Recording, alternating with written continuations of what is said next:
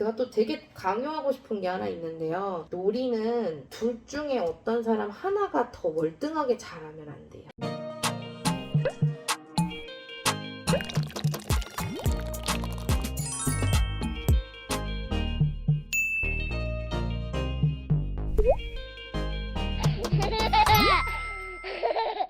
만나서 반갑습니다. 작업치료사 김주리입니다.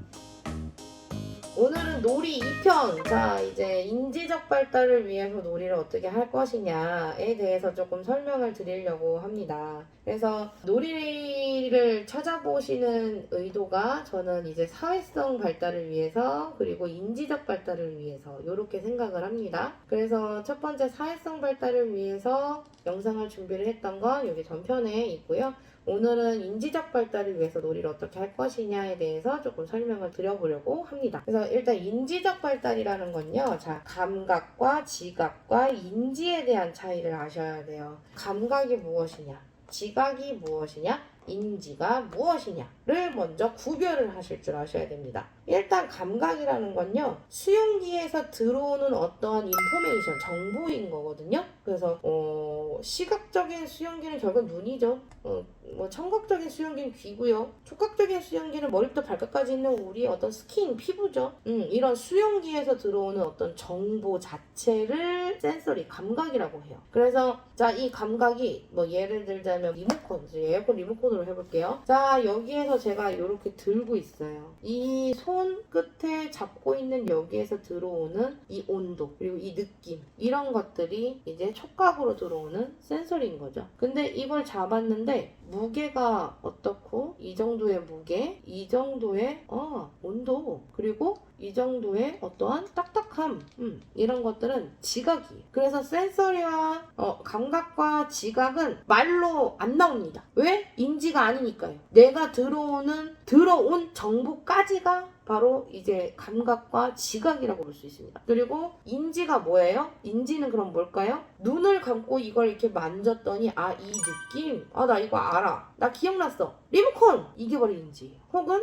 눈으로 보고 리모컨. 그래서 어떠한 나의 감각과 이 들어온 정보의 지각, 나의 수용기를 통해서 들어온 정보의 어떠한 지각을 정의를 내리는 게 바로 인지인 거예요. 그래서 인지는 바로 보여지는 아웃풋이죠. 그래서 감각과 지각은 들어오는 어떠한 나의 인포메이션, 정보, 그리고 들어왔어요. 인풋인 거예요. 그리고 인지는 어떠한 아웃풋, 나가는 거거든요. 이거를 산출해낼 수 있어요. 그래서 인지를 결국에는 뭔가를 산출해내려면 정보가 들어가야 되잖아요. 정보를 얼마나 정확하게 받아들이느냐가 인지를 결정한단 말이에요. 그래서 놀이를 인지적인 발달을 위해서 놀이를 준비를 한다면 일단은 감각놀이, 그리고 지각놀이, 인지놀이 이렇게 나눌 수가 없어요. 왜? 다 같이 일어나는 한 사이클이에요. 그래서 일단은 제가 이 전편에서 사회적 상호작용을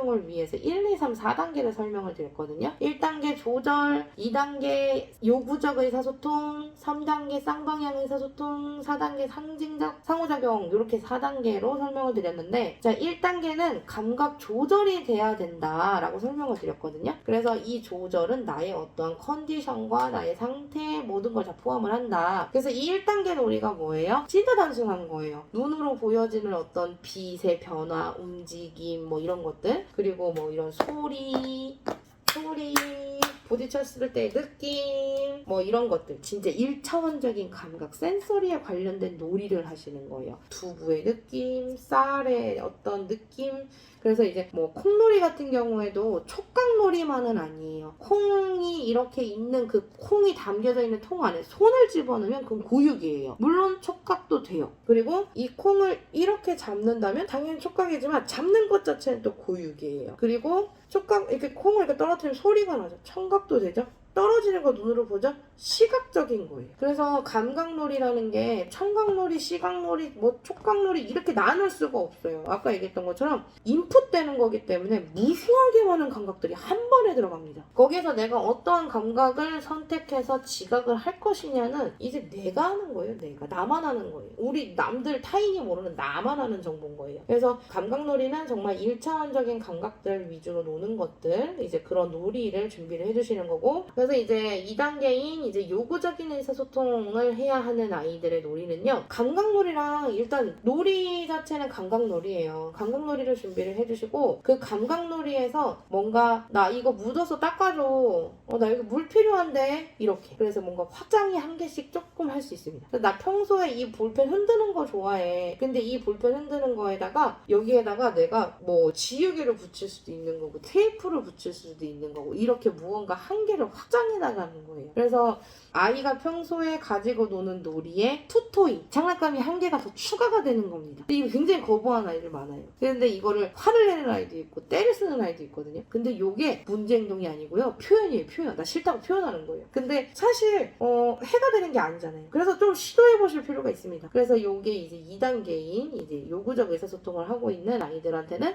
투토이, 확장을 하는 내 감각, 내가 좋아하는 감각과 내가 아는 어떠한 감각을 두 개를 같이 섞어보는 지각적인 놀이를 하는 거예요. 그래서 이제 그 다음에 이제 3단계 쌍방향 의사소통은 너 한 번, 나 한 번, 너 한 번, 나 한 번, 너 한 번, 나 한 번이 최소 6번, 20번까지 나온다는 거거든요. 요때는 조작놀이가 돼요. 조작. 그래서 뭐 블록을 나 한 번 쌓고 너 쌓고 나 쌓고 너 쌓고 이렇게 너 한 번, 나 한 번, 너 한 번, 나 한 번 조작이 돼요. 나 가위질 할 테니까 너 거기 풀칠해. 이렇게 역할이 나눠지기도 합니다. 그래서 예를 들자면 언어적인 게 아닌 놀이여도 뭐 대표적인 게 공놀이 같은 경우도 있는데요. 공놀이도 내가 뭐 발로 뻥 찼어요. 근데 저 멀리 있단 말이죠. 저 멀리 있으면 말이 안 들리잖아요. 손짓으로 막 하죠.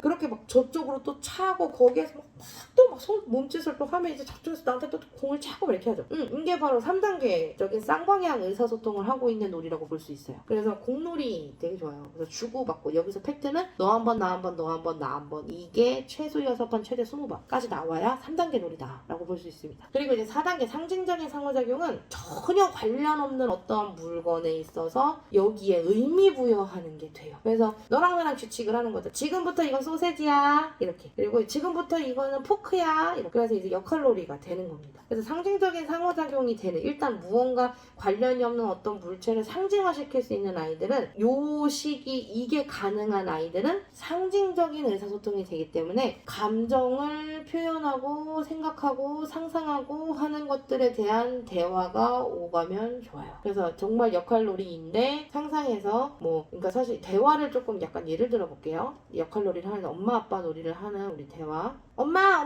나 오늘 유치원 갈 거야. 엄마 이제 그래 가방 가져가.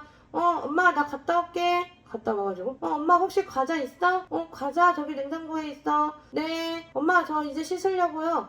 그래 씻으려고? 그래 그럼 씻고 나와. 네 엄마 저 잘게요. 이거는 4단계 상징적인 상호작용이 되는 아이인데 3단계인 쌍방향 의사소통을 하고 있는 거예요. 이 놀이 자체가. 그래서 이렇게 쌍방향 의사소통을 하는데 상징적인 놀이가 되는 아이들은 여기서 엄마가 코멘트를 주는 게 상태, 그 기분, 상태, 상황에 대해서 할 수 있는 어떠한 질문이 들어가면 좋아요. 예를 들자면 다시 엄마 저 유치원 가려고요. 그래? 유치원? 유치원 가는 길에 비가 오는데? 비요? 그러면은 우산은 어딨어요? 우산은 신발장에 있어. 네 엄마 저 갔다 왔어요. 엄마 저 배고파요. 아이고 배가 고프구나. 그래 엄마가 얼른 밥 해줄게. 근데 엄마 지금 밥 하려고 했는데 밥솥이 없어. 그럼 이제 아이가 밥솥을 할 만한 걸 막 찾겠죠. 그렇게. 그래서 또 다른 상징을 할 수 있는 무언가의 아이디어를 계속 꺼내게끔 하는 게 4단계 상징적인 상호작용이 나오는 아이한테 놀아주는 방법이라고 볼 수 있어요. 그래서 상징적인 상호작용이 나오는 아이들은 그래서 넌 오늘 기분 어땠어? 뭐 어떠한 상황, 역할놀이 상황에서 이제 너 되게 속상하겠다 이런 거. 그리고 뭐 소꿉놀이 같은 거 할 때도 자 너 한번 먹어봐. 맛있다. 끝. 이게 아니라 나 먹으려고 했는데 이게 너무 차가워. 이렇게. 그래서 여기에서 코멘트가 지각적인 코멘트가 들어가면 좋아요. 뭔가 이거 너무 무거워! 막 이런 거 있죠. 그런 거. 그리고 아니면 뜨뜨뜨 이런 거.